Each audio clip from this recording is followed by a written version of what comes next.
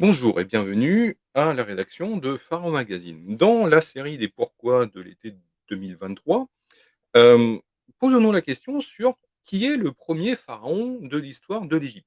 Alors, c'est un vaste débat, c'est une question qui est souvent débattue, même si on a un consensus, hein, évidemment. Alors, pour les Égyptiens eux-mêmes, hein, que ce soit à l'époque de Manéthon ou même bien avant, en fait, on a des listes royales et des annales royales qui positionnent un certain Ménès comme le premier roi de l'Égypte ancienne. Alors, c'est un roi, c'est un pharaon de la première dynastie, effectivement.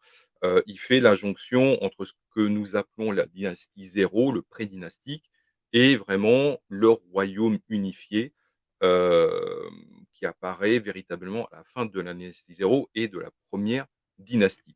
Et Ménès ou Narmer, hein, en fait, le véritable nom, de Ménès, Méni, c'est vraisemblablement Narmer, qui prend le pouvoir, qui accède effectivement, au trône du royaume d'Égypte.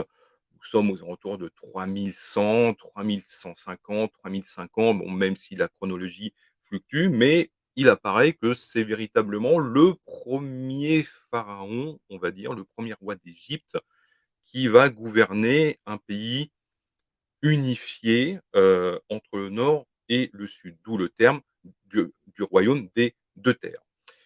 Donc Narmer, il est connu, on a de nombreux objets de lui, comme des têtes de massue, on a des sceaux, on a des décors qui le représentent, on a sa tombe aussi, dans la région d'Abydos. Donc historiquement, archéologiquement, il est établi, il n'y a aucun souci là-dessus. Mais dans les sources plus tardives, alors Moyen Empire et au Nouvel Empire et bien plus tard sous Manéthon, nous n'avons pas la notion de Narmer, mais la notion d'un certain Ménès. Alors, il apparaît effectivement que, entre le règne de Narmer et les sources, disons du Moyen Empire ou du Nouvel Empire, il y a plus de 1000 ans d'écart et si on prend le Nouvel Empire, on a jusqu'à 1500 ans d'écart et en 1500 ans, les sources se perdent et surtout la lecture, de la langue égyptienne qui évolue quand même considérablement en 1000 ou 1500 ans, on a des déformations, on a des pertes documentaires et peu à peu, siècle après siècle, en fait, Narmer va se transformer en Méni, d'où la notion de Méni, effectivement, dans les listes royales et on prend l'exemple de la liste royale d'Abydos, hein, en temple de Séti Ier, ou dans des papyrus et chez Manéthon. D'où effectivement, la confusion qu'on a pu avoir durant, à la naissance de l'égyptologie et durant, de très nombreuses années.